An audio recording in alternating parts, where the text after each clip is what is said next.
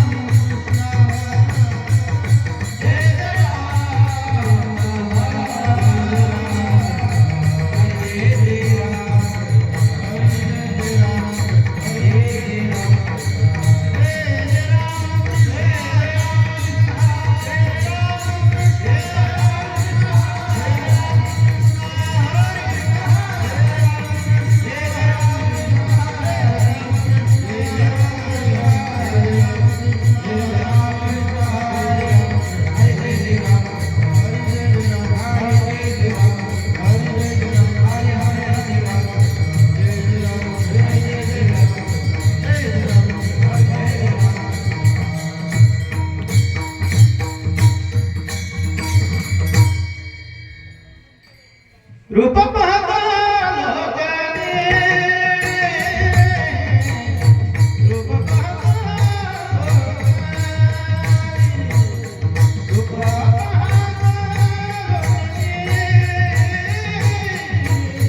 रूप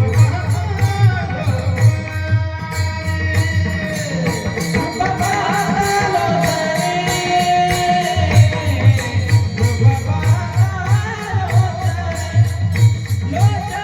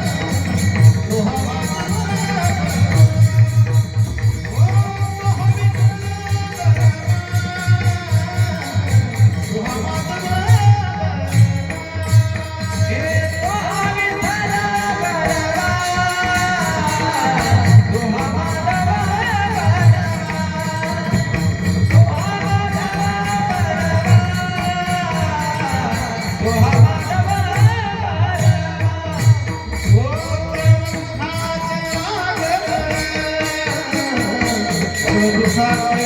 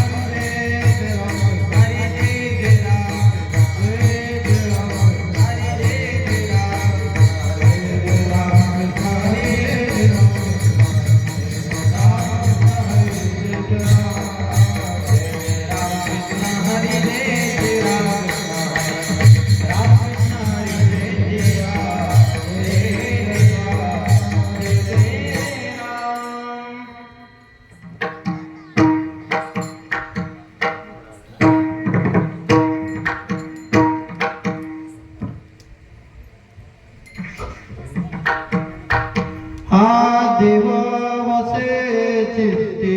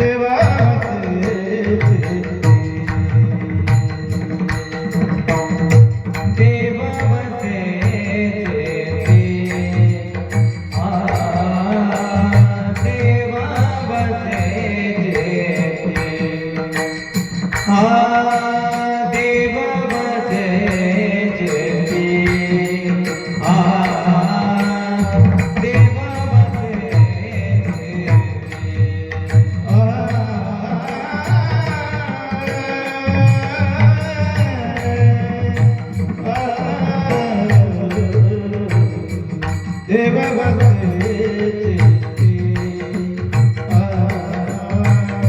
देव बसे चित्ती देव बसे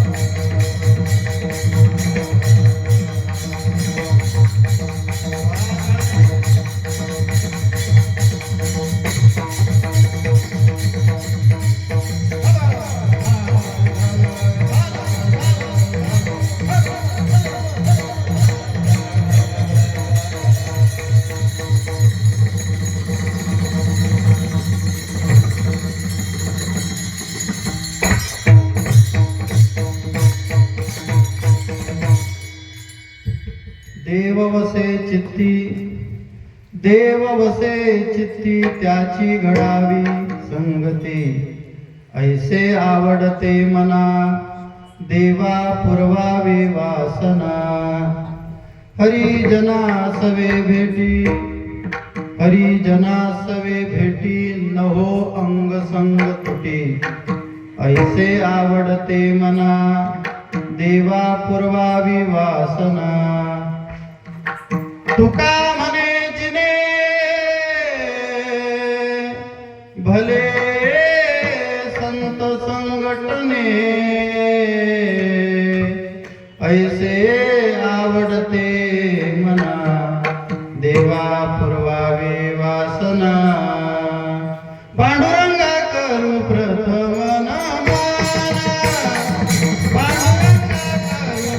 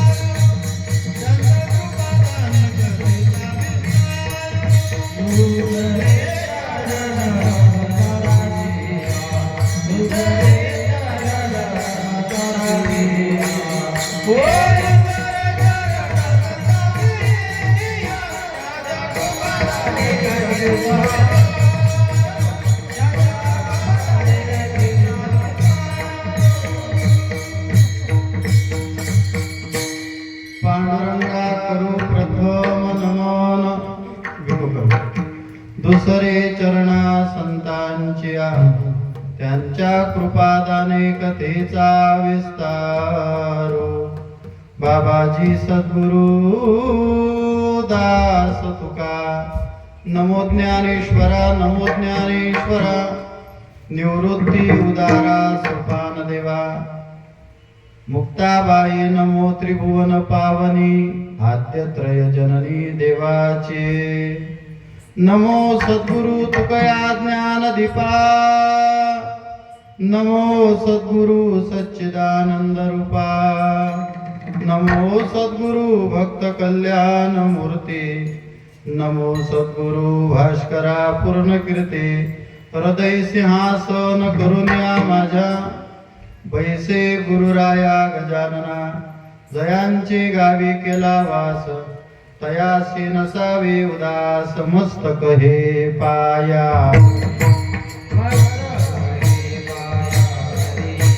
मस्तक हे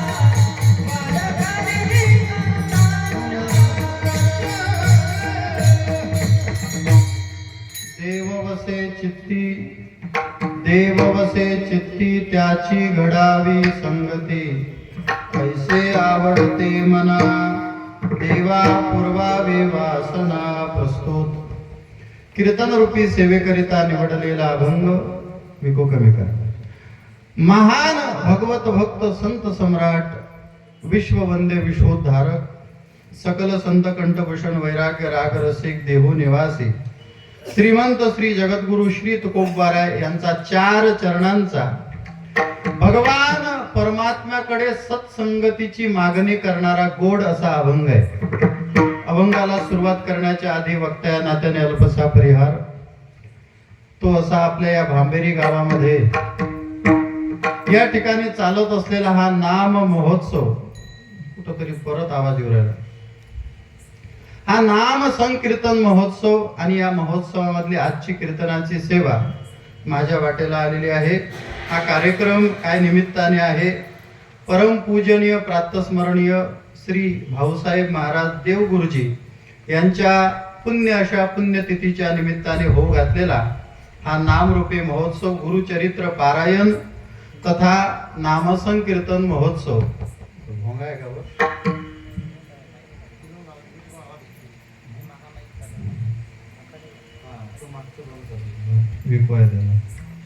आणि या निमित्ताने बरोबर आहे, हो घातलेला हा नाम महोत्सव या ठिकाणी मोठ्या आनंदाने साजरा होतोय. आज या कार्यक्रमाचा कलश पूर्व म्हणजे जागराचा दिवस, मागणीचा दिवस आणि या मागणीच्या निमित्ताने आजची कीर्तनाची सेवा ज्यांच्या माध्यमातून प्राप्त झाली, जे या कार्यक्रमाचे सर्व आहेत, ज्यांच्या परंपरेनं हा कार्यक्रम चालवला, श्री हरिभक्ती पारायण गणेश भाऊ दामोदरजी उमाळे यांच्या माध्यमातून, यांच्या परिवाराच्या माध्यमातून ही आजची कीर्तनाची सेवा माझ्या वाटेला आलेली आहे. यांचा परिवार 2 मिनिटात जर बोलायचं झालं तर मला असं वाटते फार भाग्यवान आहे तुम्ही. कारण माझ्या वडिलाची मिरासिका देवा, तुझी चरण सेवा पांडुरंगा. भगवान परमात्म्याची सेवा वंशामध्ये असणं ही भाग्याची गोष्ट आहे. संतांची सेवा आपल्याकडून घडणं हे अहोभाग्याची गोष्ट आहे. हे जर आपल्याला समजून घ्यायचं असेल तर आजच्या अभंगाचा आशय आपल्या लक्षात आल्यावर आपल्या लक्षात येईल.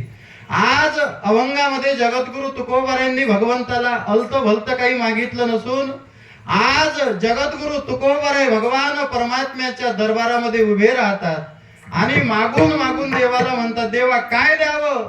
ज्याच्या चित्तामध्ये देव वास्तव्य करतो असे जे संत आहेत.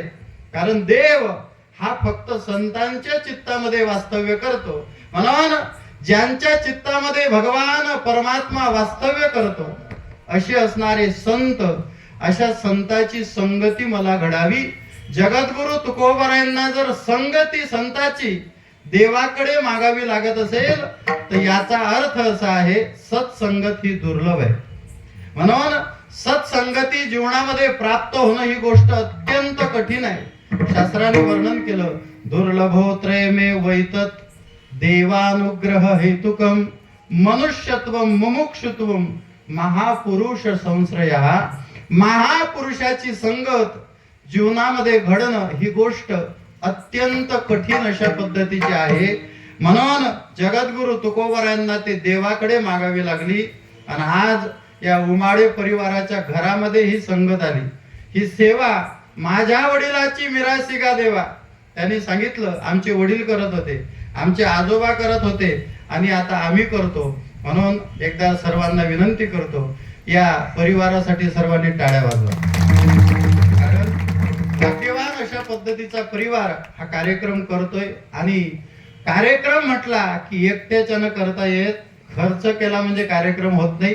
तर सर्वांची त्या ठिकाणी तुम्ही आम्ही खेळीमेळी गदारोळी आनंदे सर्वांचं सहकार्य पाहिजे. आणि आपल्या गावाचं सुद्धा भरगच्च सहकार्य या ठिकाणी घडून आलेलं या कार्यक्रमाच्या माध्यमातून दिसते. सुंदर असा कार्यक्रम या ठिकाणी चालू आहे. आणि आनंदाची बाब अशी की या कार्यक्रमामध्ये जे तरुण तळपदार ताळकरी आहेत, त्या ताळकऱ्यामुळे या कार्यक्रमाला अतिशय अशी शोभा आली. हे ताळकरी म्हणजे साधारण नाही, भाग्यवान आहेत. जगद्गुरु तुकोबारायांनी यांचं वर्णन करावं. तरणा भाग्यवंत नटे हरी कीर्तनात, नटे हरी कीर्तनात, नटे हरी कीर्तनात.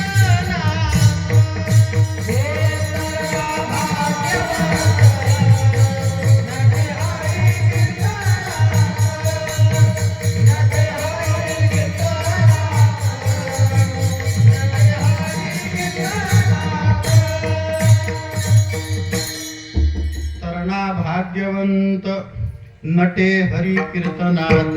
तो तरुण भाग्यवान आहे. कोणता तरुण? जो हरी कीर्तनात नटे तो तरुण. म्हणून अधिक दुसरी टाळी या तरुणासाठी वाजवा. तुम्ही म्हणाल महाराज 2 टाळ्या झाल्या, टाळीचं काय लॉजिक आहे नेमकं? कीर्तनामध्ये टाळी वाजवली पाहिजे. कीर्तनामध्ये भजन केलं.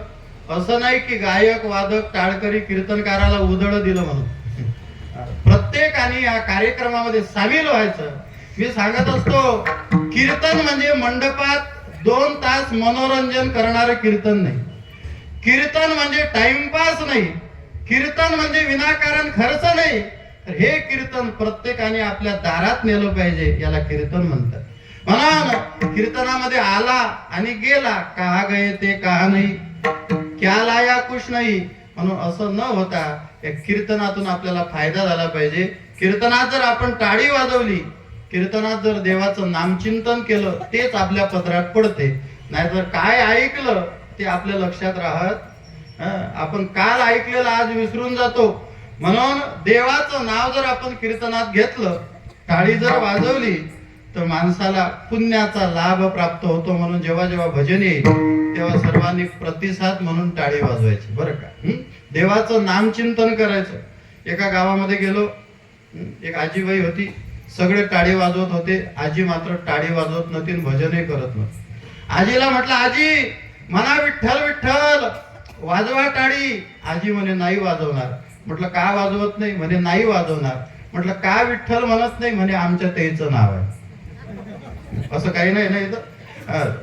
तुमच्या तेचं नाव कीर्तनात घ्यायचं नाही, तर देवाचं नाव आपल्याला कीर्तनामध्ये या ठिकाणी घ्यायचं आहे. खऱ्या अर्थानं मी बोलून गेलो, हा परिवार भाग्यवान आहे. नवे नवे हा परिवारच नाही, तर आपण सर्व भाग्यवान लोक आहोत जे मंडपामध्ये बसलेले आहेत.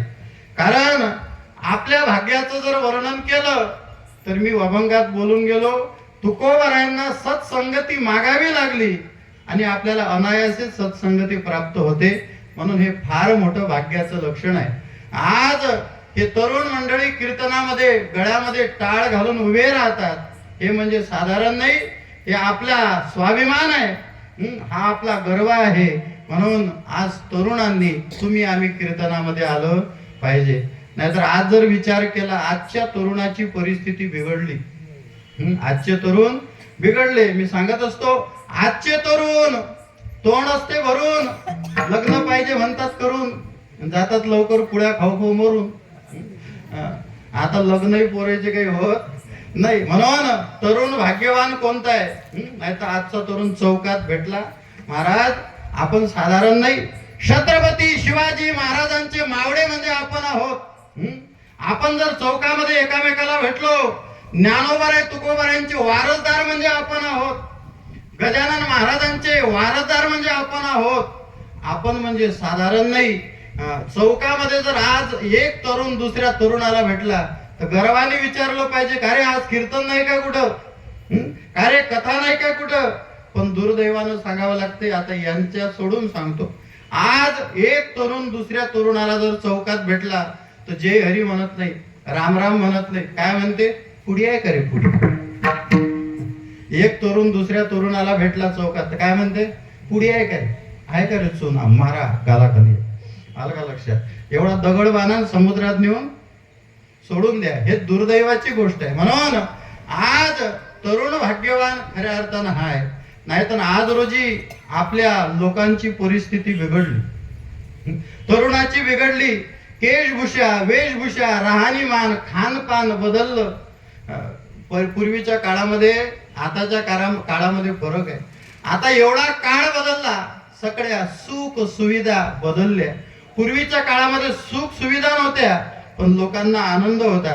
पूर्वीच्या काळामध्ये सुख सुविधा नव्हत्या पण मनामध्ये समाधान होतं. पूर्वीच्या काळामध्ये सुख सुविधा नव्हत्या, एकामेकाची देवाणघेवाण प्रेमाची होणार होती.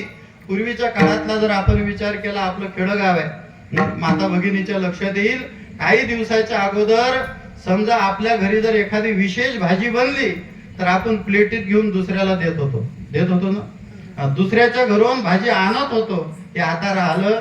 आता दरवाजा बंद केला की गुपूर गुपूर खाल्लं की झोपले, घेतली ऍसिडिटीची गोळी. आता काळ बदलला, काळाने बदलावं. निसर्गाचा नेहमी बदलणे हा अबाधित नियम आहे, परंतु निसर्ग बदलला, त्या निसर्गाबद्दल माणसंही बदलले. विठ्ठल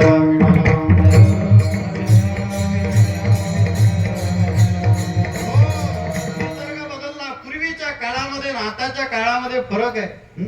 पूर्वीच्या काळात माता भगिनी पाणी आणत होत्या कुठून? विहिरीवरून. नंतर चौकामध्ये काय आली? हापशी आली. मग त्या हापशीचं जिवार यायला लागलं, सुविधा वाढल्या. प्रत्येक चौकात ग्रामपंचायतचा काय आला? नळ आला. मग त्या नळाचं पाणी घरी आणणं, भांडणं ते जिवार यायला लागलं. सुविधा वाढल्या, तो नळ प्रत्येकाच्या दारात आला. दारातलं पाणी घरात आणणं सचिन महाराज जिवार यायला लागलं. तो दारातला नळ आता प्रत्येकाच्या घरात आला. तो नळ किचन मध्ये गेला, टॉयलेटला गेला, बाथरूमला गेला, प्रत्येक ठिकाणी तो नळ गेला. सुविधा बदलल्या. मी सांगत असतो आता पुढे चालून असं होईल, एखादा पाहुणा जर घरी आला तर त्याच्या नळल्यात नळी खाती. सांग बाबा ताण झाली की सांगतो. सुविधा बदलल्या. पूर्वीच्या काळामध्ये माता भगिनीला स्वयंपाक करायचा म्हटला की तो पाटा अगोदर धुवायचा, ओरोटा धुवायचा. आता पूर्णपणे मिक्सर फिरवलं. हे घरीच नाही, हे कीर्तनातही बदललं. 30-25 वर्षाच्या आधी कीर्तन जर असलं तर कीर्तनात सर्वांना माईक नाही, एक माईक, आणि त्याला स्टँड नाही, सुतईला बांधेल. चालला कीर्तन करत्या माईकच्या मागे. मग आता कीर्तनातही मिक्सर आलं, घरातही मिक्सर आलं, सगळ्या मशीना आल्या. कानोलीची मशीन, पापडाची मशीन, शेवयाची मशीन, एवढ्या मशीना निघाल्या. आता काहीच करायची गरज नाही. आता अशी मशीन निघेल, इकडून माणूस टाकला की तिकडून ढकार देत बाहेर. झालं जेवण. मी सांगतो सुविधा बदलल्या, पण बरोबर माणसाने कधी बदलायचं नाही. पण माणसंही बदलले. पूर्वीच्या काळात आणि आताच्या काळात फरक झाला बघा. आता हे तरुणाबद्दल बोलतो. पूर्वीच्या काळात बापाने जर आपल्या पोराला कटिंग साठी नेलं तर कटिंग किती प्रकारची होती? 2. बारीक नाही तर मीडियम. बारीक नाही तर ते नायवे बाबा म्हणायचे कोणती कटिंग करू? करा ना बारीक, म्हणजे 4 महिने टेन्शन नाही, नाहीतर मग मीडियम करा लग्नाला जायचं म्हटलं की. पण आता जर आपण दुकानात गेलो, दाढीन कटिंगचे किती प्रकार निघाले ते आपल्यापेक्षा पोरेले माहित आहे. काय रे तुम्ही सांगायचा? वन, कोंबडा, बोकडा, किती नावं निघाले. अहो तुमचं जाऊ द्या. मी दाढीला गेलो एकदा दुकानात, दाढी करायला म्हटलं दाढी करायची. म्हणे महाराज कोणती दाढी? म्हटलं गालावरची दाढी. मध्ये प्रकार कोणता? म्हटलं कोणता आहे? म्हणे पॅसेंजर दाढी, एक्सप्रेस दाढी, सुपर फास्ट दाढी. म्हटलं किंमत सांगा. म्हणे पॅसेंजर दाढी 50 रुपये, एक्सप्रेस दाढी 70 रुपये आणि सुपर फास्ट 100 रुपये. म्हटलं कर सुपर फास्ट. 100 रुपयाची केली आणि कटिंग दाढी करून उठलो तर बारीक बारीक जशी सोयाबीन सोंगून नेली. बारीक बारीक फुटल्या, असे लागायला लागले बारीक बारीक केस. म्हटलं का 100 रुपये घेतले नाही बारीक बारीक केस? म्हणे महाराज सुपर फास्ट गाडी लहान लहान ठेसनं घे. काळ बदलला, प्रकार बदलले. एक पोरगा रस्त्याने जात होतो महाराज, त्याला इकडून केस नाही, इकडून केस नाही, मागून केस नाही, मनातच हायब्रिड उभं. म्हटलं का रे पोरा कटिंगला गेलता विसरला काय? म्हणे नाही महाराज हे फॅशन आहे. कोणती फॅशन आहे? म्हणे याला कोंबडा कट म्हणतात. म्हणजे केशभूषा बदलली, वेशभूषा बदलली, राहणीमान बदललं, खानपान बदललं, माणसाची बोलायची पद्धत बदलली. पूर्वी लोक फार गावरान बोलत होते, पण आज खेड्यातले लोक शुद्ध बोलण्याचा प्रयत्न करतात. का कधी आले? आताच ज्येष्ठ आलो. म्हणजे इंग्रजी मराठी मिक्स. एक शब्द पूर्ण येत नाही. आम्ही जर कीर्तनाला गेलो, कोणाला विचारलं का भामेरी कुठे येते, हिंदी बोलता येत नाही. हिंदी आती है लेकिन हेलपाटे खाती, तरी बोलल्याशिवाय राहत नाही. म्हणून महाराष्ट्र हा मराठीचा आहे, मराठीत बोलावं. आता लोकांनी बोलणं बदललं, राहणीमान बदललं, खानपान बदललं, सगळं लोकांची भाषा बदलली. काय झालं? 2 पोरी आपल्याकडच्या पुण्यात शिकायला गेल्या. पुण्याला शिकायला गेल्यामुळे आता पुण्यात लोक 2 महिने राहिले की त्यांची भाषा बदलते. दिवाळीला गावाकडे आले की 30 रुपयात जीन्स पॅन्ट, 20 रुपयात टी शर्ट, 10 रुपयात चष्मा, 2 रुपयाचा पेन आणि 5 रुपयाचं पाकिट, आणि आले की गलीमध्ये छाता काढून फिरतात. का हो कुठं असता? आम्ही पुण्यात असतो. भाषा बदलली 2 महिन्यात. आम्ही पुण्यात असतो. मग तिकडे पुण्यात गेले की भाषा बदलली. त्या पोरी रस्त्याने चालल्या, रस्त्याचं काम चालू होतं, तिकडून आलं ट्रॅक्टर आणि फोपूट उडालं. एक पोरगी दुसऱ्या पोरीला म्हणते ओ माय गॉड फोपुडला. काय म्हणते? Oh my God, oh my God इंग्रजी आहे, पण फोपुडला गावरा नाही माझे. म्हणजे आपल्याला धड मराठी बोलता येत नाही, धड हिंदी बोलता येत नाही, धड इंग्रजी बोलता येत नाही, तरी माणसं अपडेट होण्याचा प्रयत्न करतात. हे सगळं बदललं. आनंद आहे. पूर्वीच्या काळात आणि आताच्या काळात लोकांचे घर जर पाहिले तर बदलले. आता प्रत्येकाच्या दारात गाडी उभी आहे, काही महत्व. आज मोबाईल प्रत्येकाच्या हातात आहे. आज सगळं बदललं. आणि या बदलत्या काळामध्ये माणसाने मात्र बदलता कामा नये, पण माणसंही बदलले. विठ्ठला विठ्ठला.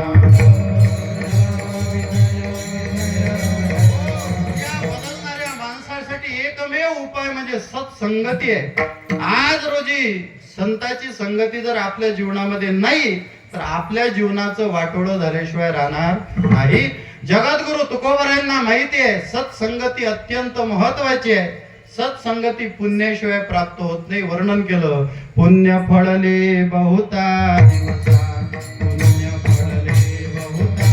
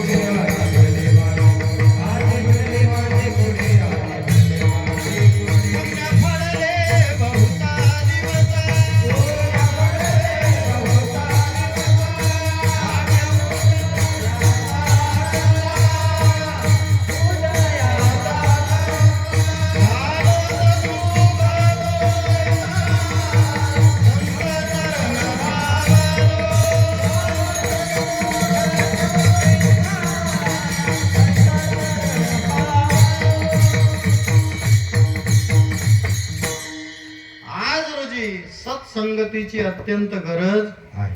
कारण काळ बदलला आणि बदलत्या काळाबद्दल बरोबर माणसं सुद्धा बदलले. आज रोजी माणसाने आपला माणूसपणा सोडून दिला. म्हणून साधू संतांना म्हणावं लागलं. तुकडोजी बाबा म्हणतात, माणूस द्या मज माणूस द्या भीक मागता प्रभू दिसला. आज माणूस राहिला नाही, कारण माणसाने माणुसकी सोडून दिली. बाकी जर आपण विचार केला तर बाकी बदललं नाही. एका गीतामध्ये फार सुंदर वर्णन केलं. चांद ना बदला, सूरज ना बदला, ना बदला रे आसमान, कितना बदल गया इंसान. कितना बदल गया इंसान। आया समय बड़ा बेढंगा, आज आदमी बना लफंगा। कहीं पे झगड़ा कहीं पे दंगा, नाच रहा नर होकर नंगा। चल और कपट के माथे अपना बेच रहा ईमान। कितना बदल गया इंसान, कितना बदल गया इंसान। चांद ना बदला, सूरज ना बदला, ना बदला रे आसमान। कितना बदल गया इंसान, माणूस बदलला। माणूस एवढा बदलला की ज्याने आपल्यावर उपकार केला त्याच्यावर अपकार करणारा माणूस आहे. ज्याने आपल्या माय बापाने जन्म दिला त्याला विसरणारा माणूस आहे. म्हणून माणूस बदलला, एवढा माणूस बदलला. एक तुम्हाला दोहा सांगतो. एक दिवस कबीर महाराज रस्त्याने जात होते. लक्ष देऊन ऐका. रस्त्याने जाता जाता एक झाड लागलं.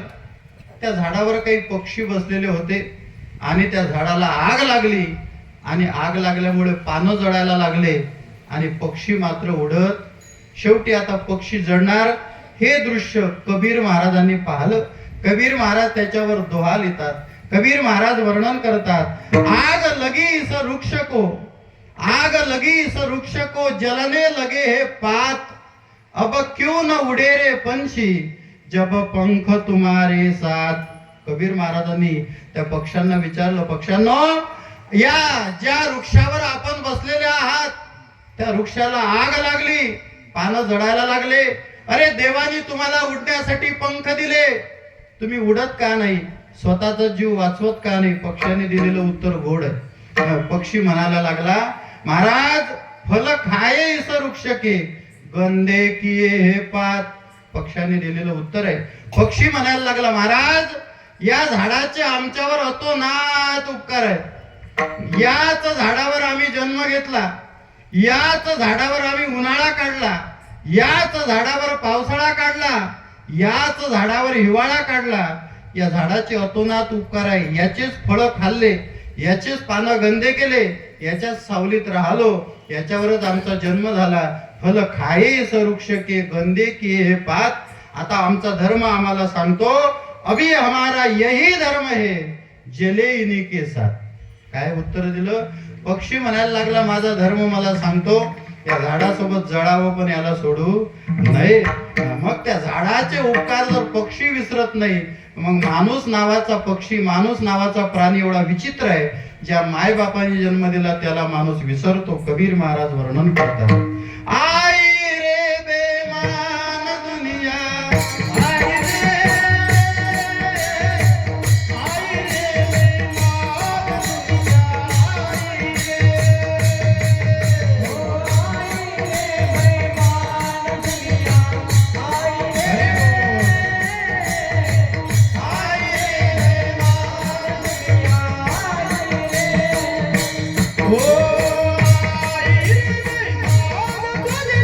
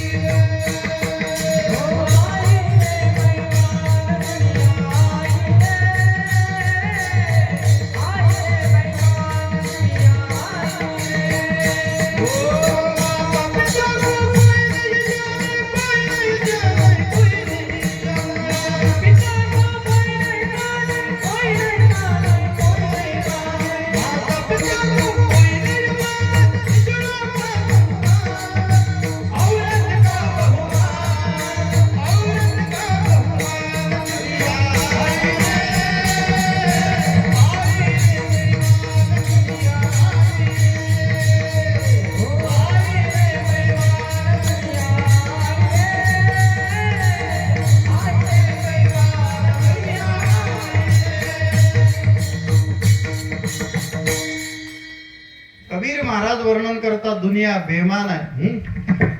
माता पिता को कोई नहीं माने, कोई नहीं माने, कोई नहीं माने, औरत को बहुमान, औरत को, माय बापाला किंमत नाही आणि पत्नीला किंमत देणारा हा जमाना आहे। काही लोक महाराज लग्न झालं की बायको बायको बायको बायको एक बायको बायको दोन्ही ते आरतीच करतात, जय देवी जय देवी जय माझी बायको, तुझे जे सांगे ते मी ऐको। आई वडिलांना किंमत नाही। लहानपणी जर जन्माला आलं, घरात घुसलं की विचारते आई कुठं आहे, आणि तेच तांदूळाचे 2 दाणे जर डोक्यावर पडले तर मग म्हणते ती कुठं आहे। एक पोरगा आलं 2 वाजता ऑफिस मधून, नवीनच लग्न झालं, हे नवीन लग्न झालं की सर्व चांगलं वाटते। नवीन लग्न झालं की सर्व चांगलं वाटते, आणि एकदा दिवस निघून गेले की मग काही खरं जावे त्याच्या वंशा, असं वर्णन करतात। नवीन लग्न झालं म्हणतात की जी पत्नी असते ही पत्नी चंद्रमुखी असते। काय असते? चंद्रमुखी। 4-6 महिने झाले की सूर्यमुखी, आणि अधिक काही दिवस झाले की मग ज्वालामुखी। आलं का लक्षात? नवीन लग्न झाले की ती बाई आपल्या भावाला आवाज देते, अहो ऐकलंय का? नवीन लग्न झालं 4-6 महिने झाले, ऐकू नाही येत काय? मग हा एवढा घाबरतो। ते जर किचन मध्ये असली, एक दिवस आला फरशीवरून पाय घसरला आणि पडला, आवाज आला, ते किचन मधून म्हणे काय पडलं? हा म्हणे शर्ट पडलं। एवढा आवाज असते काय? हा म्हणे शर्टात मी होतो। म्हणून एवढा धाक असते पत्नीचा, असं वर्णन केलं। नवीन 2 वाजता लग्न झालं, ऑफिस मधून आला, ती कुठे आहे, ती कुठे आहे? आई म्हणे बाळा ती बाहेर गेली। असं असते काय? मला भूक लागली। आई म्हणे बाळा मी वाढून देतो, जेव। आईनं दिलं वाढून। काय केली भाजी? कढी होती, कढी केली। बरं मग कढी घेतली आणि ताटातून तणफण करायला लागला। याला म्हणतात काय कढी? अशी असते काय कढी? एवढी पतली असते काय कढी? याला म्हणतात काय कढी? एवढी पतली असते काय कढी? आई म्हणे बाबू गपचूप खाय, त्या बायकोने केली कढी। हा म्हणे पतली आहे कढी पण टेस्टी आहे कढी। पतली आहे कढी पण टेस्टी आहे कढी। विठ्ठला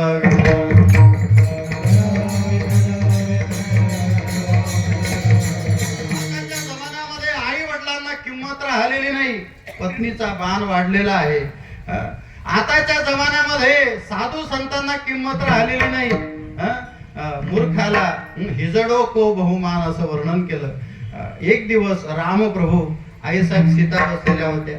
सीता मातेने कलियुगाचं वर्णन रामप्रभूला विचारलं, आणि विचारल्यानंतर रामप्रभू सीता मातेला कलियुगाचं वर्णन करून सांगतात। रामचंद्र कह गए सिया से, ऐसा कलयुग आएगा, हंस चुकेगा दाना दुनका, कौवा मोती खाएगा। हे कलियुगाची परिस्थिती आहे। म्हणून या कलियुगाच्या काळामध्ये चांगलं काही राहिलेलं नाही। भागवतामध्ये वर्णन केलं, सत्यम नास्ति तपशौचम दयादानम न विद्यते, उदरम भरिनो जीवा वराका कूट भाषिका। कलियुगाचं वर्णन करत असताना सांगितलं या कलियुगामध्ये काही चांगलं नाही। या कलियुगामध्ये जर चांगलं काय असेल, कलौ नास्तेव नास्तेव नास्तेव गतिरन्यता, कलौ तद हरि कीर्तनात कलियुगा माझी।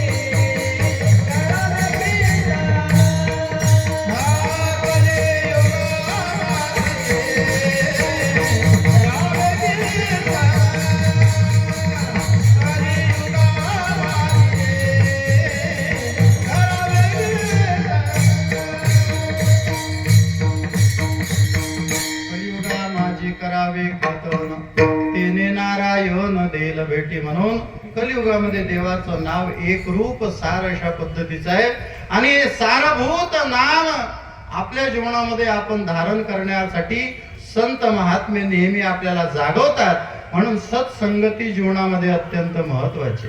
संतांचे आपल्यावर एवढे उपकार आहेत ते उपकार आपण विसरू शकत नाही. आपण मी बोलून गेलो एवढे भाग्यवान आहोत की बरं की आपण भारतात जन्माला आलो. समजा चीन मध्ये जन्माला आलो असतो तर काय केलं असतं? बसलो सळलेन बेडके खात. चीन आपण भारतात जन्माला आलो आपलं हो भाग्य आहे. कारण भारत म्हणजे साधारण नाही.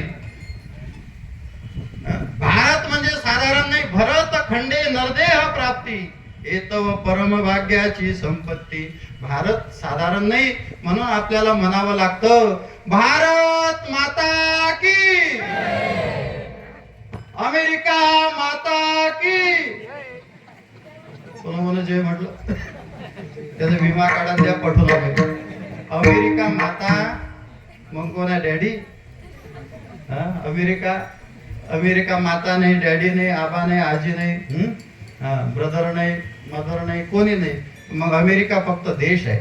पण भारत असा एकमेव देश आहे ज्या भारताला संबोधन आहे माता. का बरं भारताला माता म्हणतात? कारण भारतामध्ये संस्कृती आहे. जहा डाल डाल पर सोने की चिड़िया करती है बसेरा, ओ भारत देश है मेरा, ओ भारत देश है मेरा.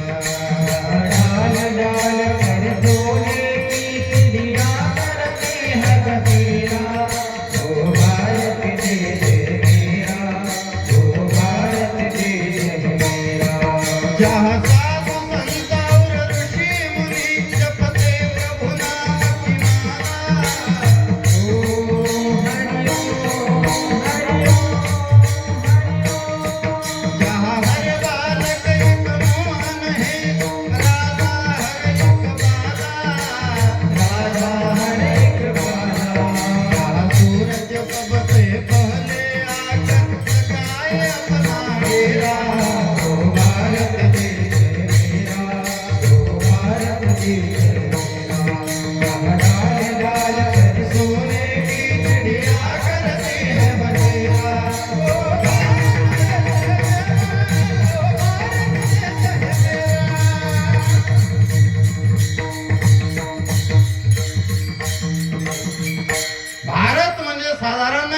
संस्काराची भूमी म्हणजे भारत आहे. संस्कृतीची भूमी म्हणजे भारत आहे. म्हणून आपण भारतात जन्माला आलो आपलं भाग्य आहे. त्याही पेक्षा मोठं भाग्य आपलं असं आहे आपण महाराष्ट्रामध्ये जन्माला आलो. कशाला म्हणतात महाराष्ट्र? महान राष्ट्र इति महाराष्ट्र. कशाला म्हणतात महाराष्ट्र? त्यागाची भूमी म्हणजे महाराष्ट्र, बलिदानाची भूमी म्हणजे महाराष्ट्र, क्रांतीची भूमी म्हणजे महाराष्ट्र, साधू संतांची भूमी म्हणजे महाराष्ट्र, समर्थ सद्गुरु श्री गजानन महाराजांची भूमी म्हणजे महाराष्ट्र, ज्ञानोबा तुकोबारांची भूमी म्हणजे महाराष्ट्र, छत्रपती शिवाजी महाराजांची भूमी म्हणजे महाराष्ट्र. या महाराष्ट्राच्या मातीमध्ये त्याग आहे, या महाराष्ट्राच्या मातीमध्ये क्रांती आहे, या महाराष्ट्राच्या मातीमध्ये संस्कार आहे आणि या महाराष्ट्राच्या मातीमध्ये परमार्थ आहे. या महाराष्ट्राच्या मातीवर वारकऱ्याचे पावलं पडलेले आहेत. हे महाराष्ट्र म्हणजे साधारण नाही. छत्रपती शिवाजी महाराजांच्या स्वराज्याची भूमी म्हणजे महाराष्ट्र. काय काय केलं, बलिदान दिला या देशामध्ये आणि या महाराष्ट्राला घडवलं.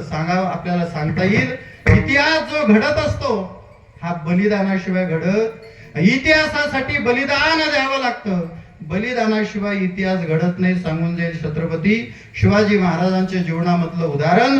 महाराजांनी अफजल खान फाडला होता. 13 ऑगस्ट 1659 ही तारीख होती. अफजल खान फाडण्याची बातमी अख्ख्या जगामध्ये पसरलेली होती. विजापूरकरांनी महाराजांना मारण्यासाठी सिद्धी जोहरला पाठवलं होतं. महाराज पन्हाळ गडावर थांबले होते. पन्हाळ गड सोडून विशाळ गडावर जाणं ही गोष्ट अत्यंत महत्वाची होती. अफजल खान फाडून 6 महिने झाले होते. पावसाळ्याचे दिवस होते, वरून धो धो पाऊस पडत होता. महाराज पन्हाळ गडावर थांबले होते. पन्हाळ गडावरून विशाळ गडावर जाणे ही गोष्ट अत्यंत महत्वाची होती. 6 महिने झाले एकाच जागेवर महाराज आहेत, काय करावं कळत नाही. भवानीला कौल मागितल्याशिवाय महाराज आपलं पाऊल टाकत नाही. भवानीला कौल मागितला, भवानीने कौल दिला. महाराजांनी गड सोडण्याची तारीख निवडली. आषाढ शुद्ध पौर्णिमा होती, गुरुवारचा दिवस होता. 1660 मध्ये महाराजांनी पावसाळ्याच्या दिवसामध्ये गड सोडण्याची तारीख निवडली. काय करावं कळत नव्हतं. मावळ्यांचं बळ कमी झालं होतं, अन्नाचा साठा कमी झाला होता. दुसऱ्या विशाळ गडावर जाणं ही गोष्ट अत्यंत महत्वाची होती. ज्या गडावर महाराज होते त्याला वेढा होता. ज्या गडावर जायचं होतं सूर्यराव सुर्वे, यशवंतराव सुर्वे यांनी वेढा दिला होता. बिकट परिस्थिती होती. ठरल्याप्रमाणे निवेदन आखण्यात आलं. रात्रीचे 10 वाजले. सर्व आयोजन बाजी प्रभूंच्या ताब्यामध्ये देण्यात आलं. गडाचे मागचे दरवाजे उघडले आणि मागचे दरवाजे उघडून आता सैन्य निघालं.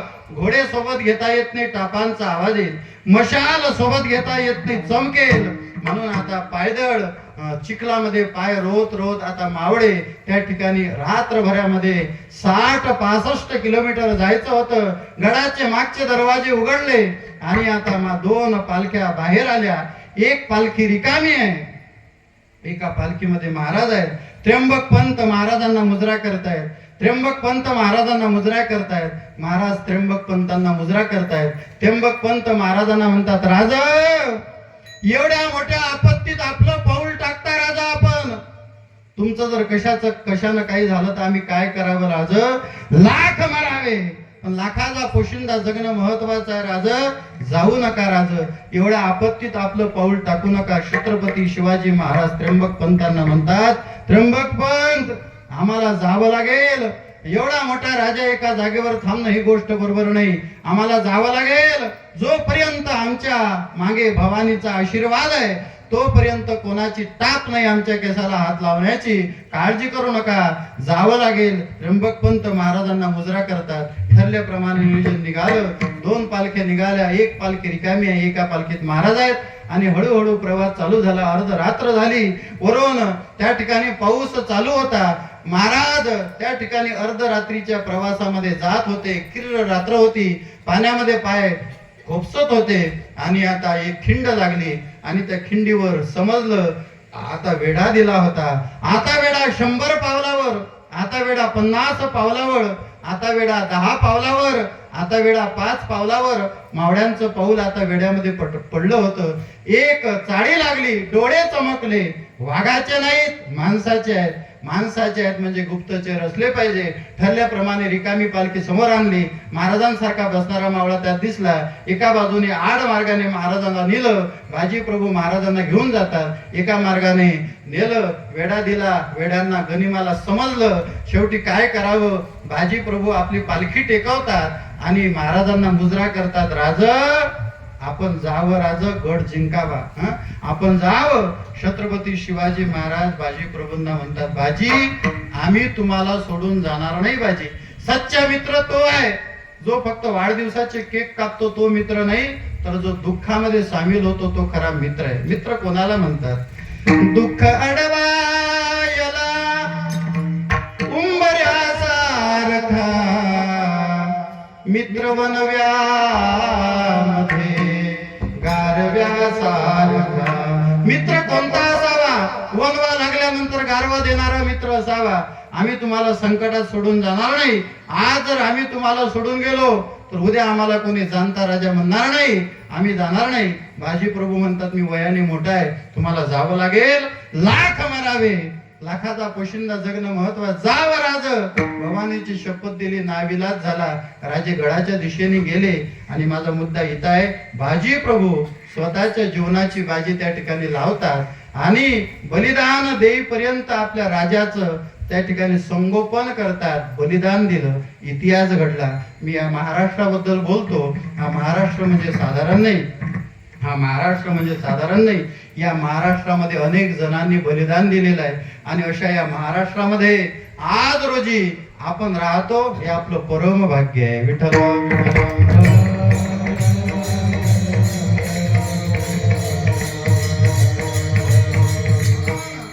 जीवनामध्ये सत्संगत एवढी महत्वाची आहे. संत महात्मे आपल्याला योग्य वळणावर लावल्याशिवाय राहत नाही. संत महात्मे अभंग रचनेच्या माध्यमातून आपल्याला जागृती करण्याचं काम करतात. आपलं दुर्दैवच आहे, एवढे मोठे ज्ञानोबर आहे, तुकोबर आहे, एकनाथ महाराज, नामदेव महाराज, जनाबाई, एवढ्या मोठ्या साधू संतांनी उपदेश केला, पण आपल्या डोक्याचे खोकेच राहिले, पण डोके मात्र झाले जास्त कमी टक्के लोकांचे झाले असतील ते मान्य आहे. पण मी तुम्हाला सांगतो, ज्या गोष्टीचा प्रचार नाही ती गोष्ट माणसं करतात. ज्या गोष्टीचा प्रचार होतो, असं कधी पाहिलं काय तुमच्या गलीत विकणारा आला, दारू घ्या, दारू 5 रुपये कमी द्या आणि घ्या, असं दारूवाला विकायला आला काय? तो तिथं जाऊन तडफडा करतात, भाव करत घेतल्याशिवाय. घरी दूधवाला येते, दूध काय लिटर दिलं? 70 रुपये. अर्ध तर पाणीच दिसते बापा. तूप घ्या, तूप काय भाव दिलं? अर्धा तर डालडाच दिसते. तूप आपण चौकशी करून घेतो, दूध आपण चौकशी करून घेतो, त्याचा प्रचार असताना आपण खात नाही. लोक कधी कधी आमच्याकडे पाहतात, म्हणतात महाराज बापा काय ढेरी आहे, जिथं साधूची एरझार तिथं तुपाची धार. म्हटलं सोबत ये वांग्याची भाजी, मिरचीची भाजी, दुसरं काही तुपाची धार आणि तुपाची एरझार. आता नाही, ते होऊन गेलं. आता जर साधूनं वरणावर तूप मागलं तर लोक म्हणतात चूप. आलं का लक्षात? लिंबू, कांदा, वांग्याची भाजी, मिरचीची भाजी म्हणून मग महाराज चमकतात काऊन? नियमात आहेत म्हणून. आपण चमकत काऊन? काही खात राहतो बुकर बुकर, बकरी सारखं चरतात लोक. दिवसभर तोंड चालू असते, असं वाटतं एक मारण तोंडातला माल बाहेर काढा. आलं का लक्ष? म्हणून आपण काय खातो हे महत्वाचं आहे. 80 रुपयाची दारू पेल्यापेक्षा 70 रुपये लिटरचं दूध सगळं घर पेते. पण लोकांना अक्कल. 10 रुपयाची तंबाखू खाल्ल्यापेक्षा 10 रुपयाच्या 10 बदामा जर खिशात टाकून खाल्ल्या तर ढेरी पुढे आल्याशिवाय राहणार. 5 रुपयाचा चुना खाल्ल्यापेक्षा 5 रुपयाचे 5 काजू खाल्ले तर फायदा झाल्याशिवाय राहणार.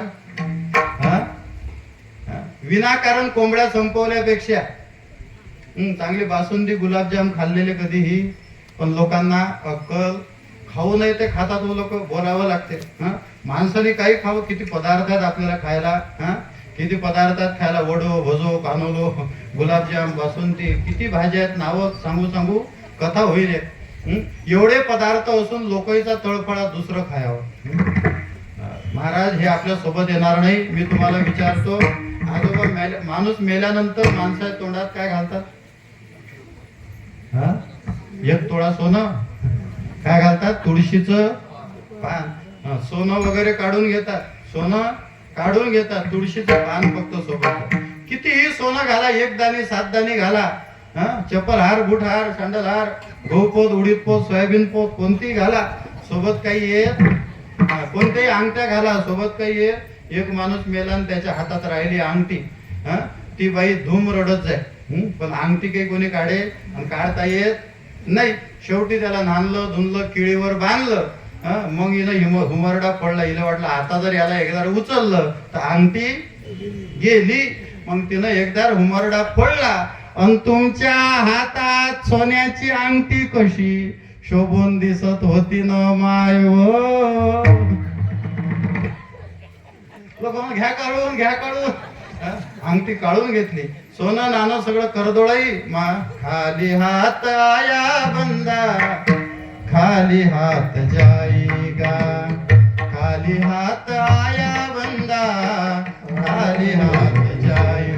आपण आणलंही काही नाही, नेणारही काही नाही, आणि किती प्रयत्न केले तर नेऊ शकत. तुकडोजी महाराज वर्णन करतात, तुला काही फाजत करले, तू लाख करे रखवाली, उड़ जाएगा एक दिन पंछी रहेगा पंजरा, उड़ जाएगा एक दिन पंछी रहेगा पंजरा.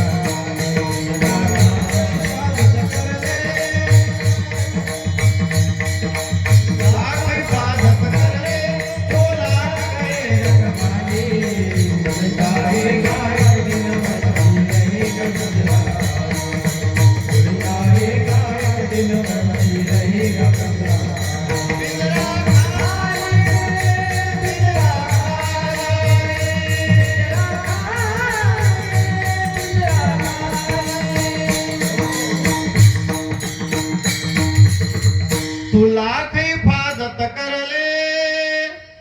तू लाख करे रखवाली, उड़ जाएगा एक दिन पंछी रहेगा पिंजरा खाली. म्हणून एक दिवस जर मरण आलं तर काही आपल्या सोबत येत टेबला खालून दिलं तरी जमत नाही. कारण भगवंताच्या अदालत मध्ये वकीलकी, भगवान के अदालत में वकालत नाही होती. त्यासाठी माणसाचं कर्म सोबत येते. म्हणून मेल्यानंतर तुळशीचं पान घालतात. आता तुम्हाला एक माहिती देतो. ज्यांनी तुळशीची माळ घातली, ज्यांनी एकादशी केली, ज्यांनी पंढरीची वारी केली, ज्यानं सप्ताह केला, ज्यानं ऐकला, जे ताळकरी आहेत, जे कार्यक्रमात जातात, ते मेले की तुळशीचं पान घालायचं. पण ज्याने आयुष्यभर कोंबड्या खाल्ल्यानं ते मेले की त्याच्या तोंडात कोंबडीचे भोकं घालायचे. जायला का फाय आलं का? कारण माणसाच्या जीवनामध्ये माणसाचा उद्धार इथंच आहे. त्या दिवशी बोलून गेलो, माणूस कोणताही मरू द्या, शेवटी एकच शिल्लक राहणार आहे. त्याच्या माग हे राम हे राम.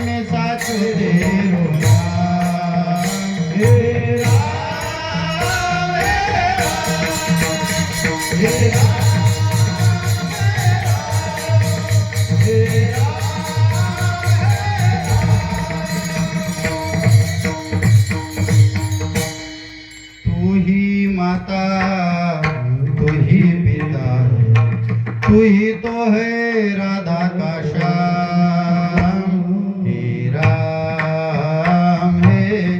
बस कोणीही मरू द्या, देवाचं रामाचं नाव शिल्लक राहणार आहे. म्हणून साधू संत आपल्याला याचा उपदेश करण्यासाठी येत असतात. साधू संत समाजाची जागृती करण्यासाठी येतात. काय उपकार केले साधू संतांनी, वेगवेगळ्या रूपकाच्या माध्यमातून तुमच्या आमच्या लोकांची जागृती केली. जणू काही लोक झोपलेले आहेत. लोकांना बळजबरीनं उठवलं.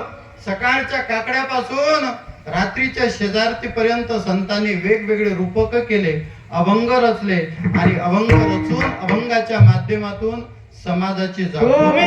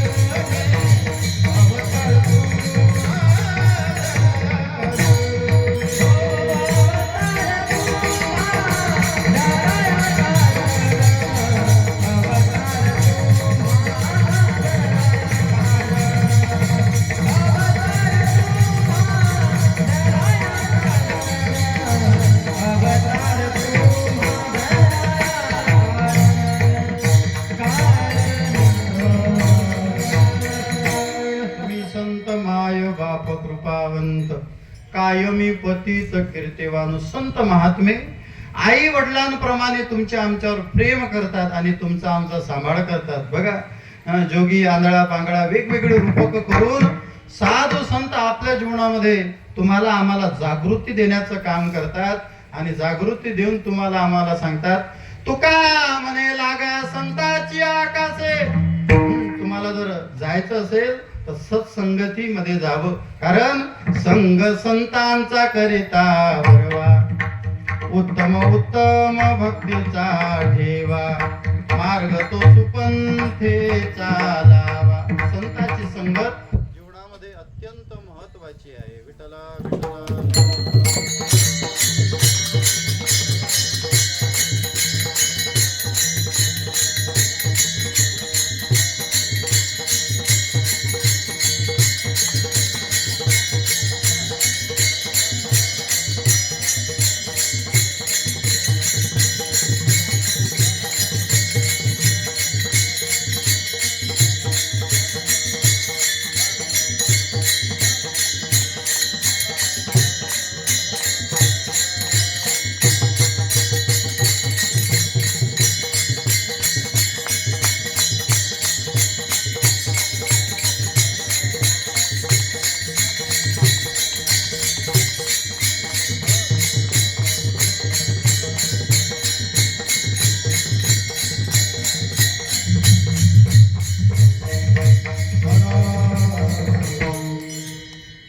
सत्संगतीने तुमच्या आमच्या जीवनाचा फायदा होणार आहे. म्हणून जगद्गुरु तुकोबरायांनी भगवान परमात्म्याकडे सत्संगती मागितली, कारण संतांशिवाय आपल्याला पर्याय नाही. म्हणून संत महात्मे तुमच्या आमच्या जीवनामध्ये बदल घडण्यासाठी नेहमी करता उपदेश करतात आणि आपल्याला जागृत करतात. सकाळी 4 वाजता संत आपल्या दारात येतात, वासुदेवाचं रूप घेतात आणि आपल्याला जागृत करतात. वासुदेवाला रे वासुदेवाला, वासुदेवाला रे वासुदेवाला, वासुदेवाला रे वासुदेवाला, वासुदेवाला रे वासुदेवाला, सकाळी रे राम राम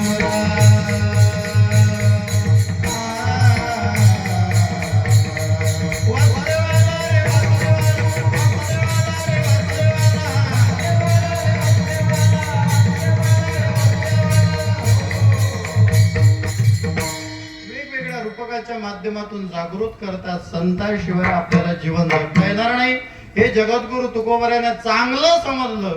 म्हणून जगद्गुरु तुकोबाराय भगवान परमात्म्याकडे गेले आणि गेल्यानंतर देवाने म्हटलं तुकोबाराय काहीतरी मागा. तुकोबाराय म्हणतात नाही, काही मागणे हे आम्हा अनुचित, वडिलांची रीत जाणत असो. काही मागणं अनुचित आहे पण जे उचित आहे ते तरी मागा. जगद्गुरु तुकोबाराय म्हणतात मनसी काही मागा हेची दे गा पांडुरंगा. तू म्हणतोस देवा तर मला द्यायचं असेल तर एकच दे, अभंगाचं पहिलं चरण.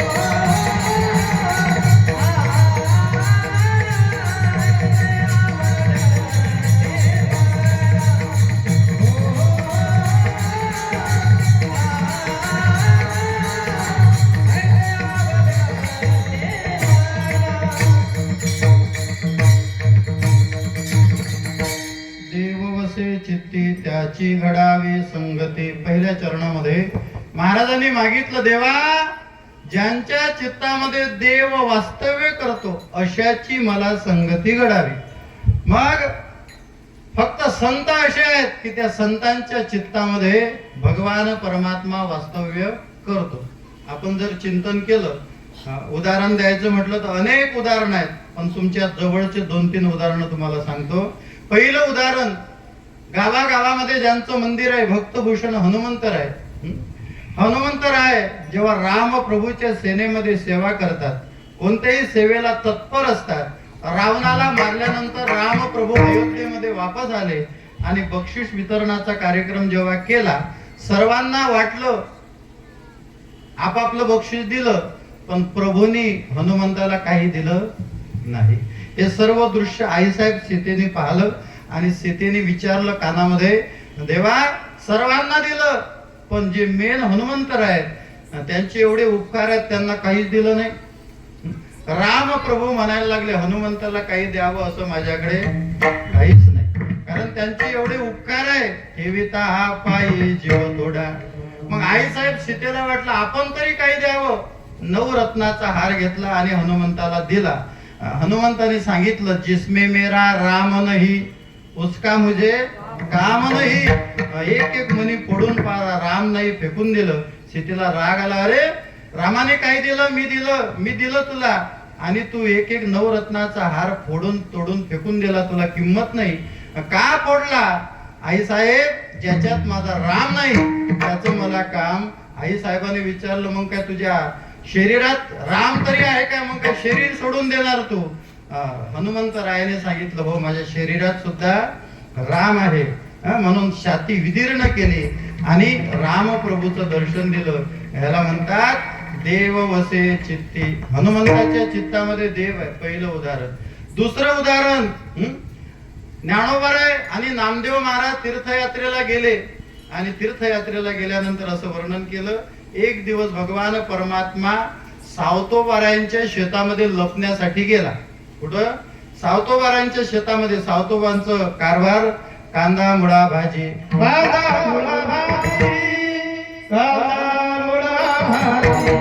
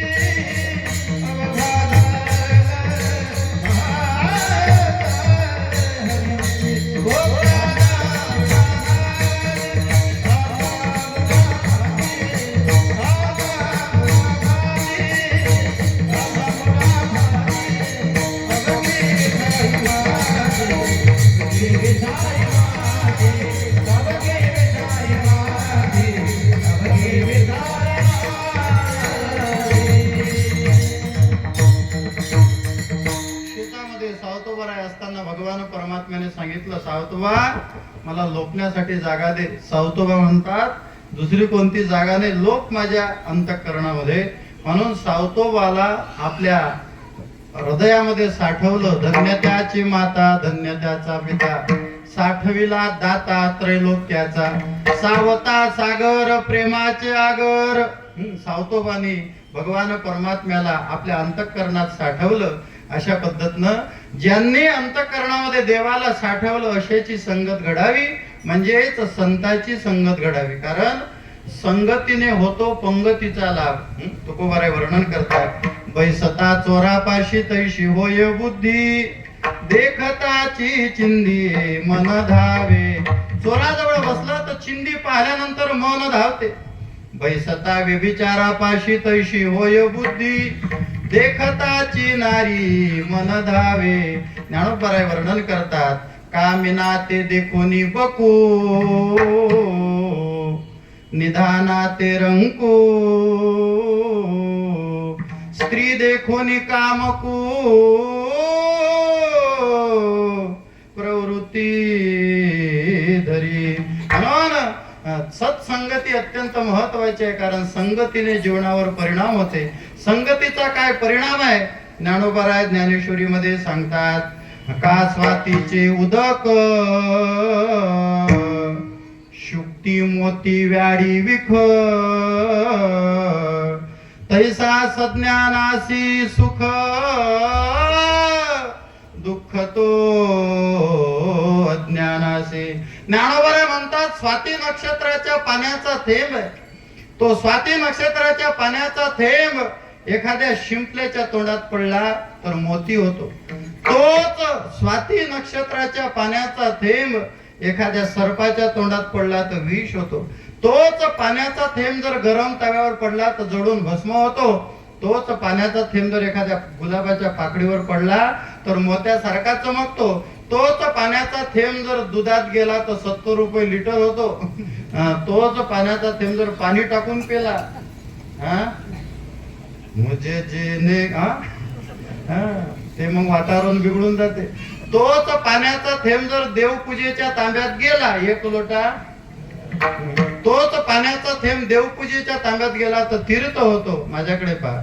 आणि तोच पाण्याचा थेंब, पाण्याचा थेंब जातो कुठं हे महत्वाचं आहे. म्हणून आपल्या जीवनाचं, आपलं जीवनाच्या पाण्याचा थेंब आपण कोणाच्या संगतीमध्ये नेतो हे महत्वाचं आहे. आलं का लक्षात? एखाद्या पोळीवाल्याच्या संगतीत गेलो की 2 दाणे खायची इच्छा होते. कीर्तनात गेलं की नाही म्हटलं तरी विठ्ठल विठ्ठल म्हणायची पाळी येतेच. म्हणून संगत अत्यंत महत्वाची आहे. म्हणून जगद्गुरु तुकोबराय म्हणतात, त्याची घडावी संगती. कोणाची? ज्याच्या चित्तामध्ये देव वास्तव्य करतो त्याची संगती आमच्या जीवनामध्ये प्राप्त व्हावी, नाहीतर काही खरं नाही. आता हे पोरं बघा, एका टाळकऱ्यानं दुसऱ्या टाळकऱ्याची संगत केली, तो टाळकरी होतो. नाहीतर मग एखाद्या मोबाईल वाल्याची संगती केली तर मग कोणते गेम, हे पोरं ते गेम खेळतात. एकदा रस्त्याने चाललो चौकात, एका ओट्यावर 4-5 पोरं गेम खेळत होते. मोबाईल मध्ये पाहत होते आपापले. मी तिथून चाललो, चालता जाता एकदम अचानक एक पोरग ओरडायला लागला, आला रे मार मार मार मार. काय बा कोण मारता, आम्हाला काय केलं, आला रे मार असं मारतात ना त्या मोबाईल मध्ये. इकडून बोलतात आणि इकडून मारतात. पोराचं बिघडलं. हे भाग्यवान पोर आहेत ज्यांचे मायबाप आहेत ना, त्याच्या मायबापासाठी टाळ्या वाजवा पाहिजे. कारण आई वडील महत्वाचे. आई वडील जर चांगले तर पोरं चांगले. अलीकडे कंपन्यात बिघडल्या, प्रोडक्ट काय काम करते. म्हणून एक ज्या कंपनीचे आहे त्या कंपनीला दंडवत. म्हणून आज रोजी या संततीला संस्काराची गरज आहे. एक वाक्य सांगून जाईल. आपल्या संततीला संपत्तीचं वारस बनवल्यापेक्षा संस्काराचं वारस बनवा. म्हातारपणात पश्चातापाची वेळ येणार नाही. संस्कार अत्यंत महत्वाचे. म्हणून संस्कार आपल्या कामात पडणार आहेत. पूर्वीच्या काळात आपले पोरं श्लोक म्हणत होते, हो गुरुर् ब्रह्मा गुरुर्विष्णू गुरुर्देव महेश्वरा गुरु साक्षात परब्रह्म तस्मै श्री गुरुवे नमः. आताचे श्लोक बदलले. आता पोराचा श्लोक आहे, WhatsApp Brahma Facebook Vishnu Instagram Maheshwara net साक्षात परब्रह्म तस्मै मोबाईल नमो नमः. जीवो भगवान की. मोबाईलच मध्ये पोरं गेले आता. बस ते मोबाईल मध्ये खेळतात, काही राहिलं नाही. आलं का लक्षात? म्हणून आज कीर्तनामध्ये येणं, टाळ घेणं हे महत्वाचे. हा संगतीचा परिणाम आहे. म्हणून आपल्या जीवनामध्ये संगत अत्यंत महत्वाची आहे. तुकोबराय संगत मागतात.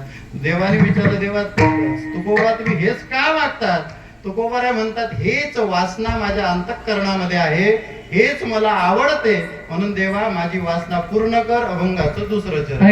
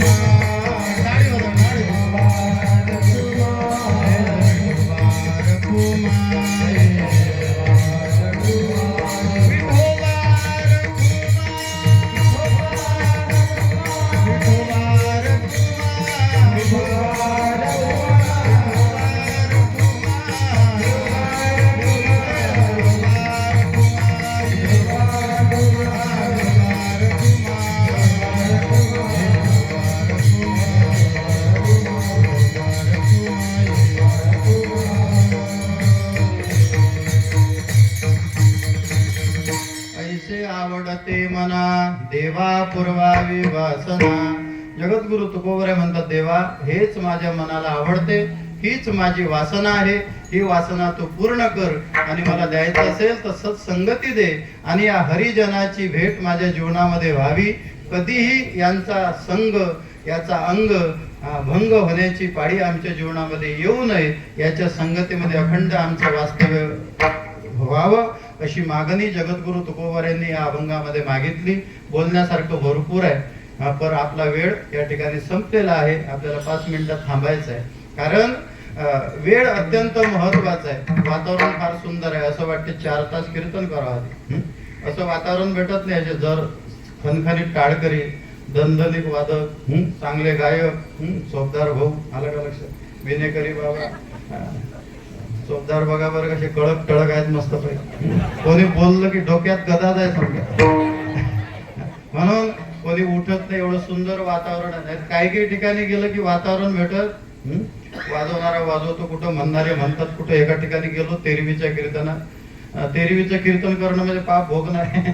आलं का लक्षात, काही मेळ नसतं पण करावं लागतं. गेलो तेरवीच्या कीर्तनात, ते 2 टाळकरी होते मागे गायक, पाठ नसते. आता इथं सगळ्यांचं पाठ आहे म्हणून बरं. घेतला अभंग, पक्षी अंगणी उतरती, ते का गुंतोनी राहते, तैसे असावे संसारी, जोवरी प्राचीनाची दोरी. 3रं चरण घेतलं, वस्ती कर वस्ती आला, प्रातः काळी उठून गेला.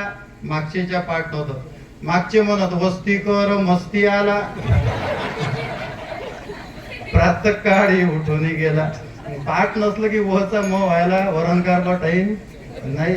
म्हणून इथं टाळकरी, गायक, वादक फार सुंदर आहे.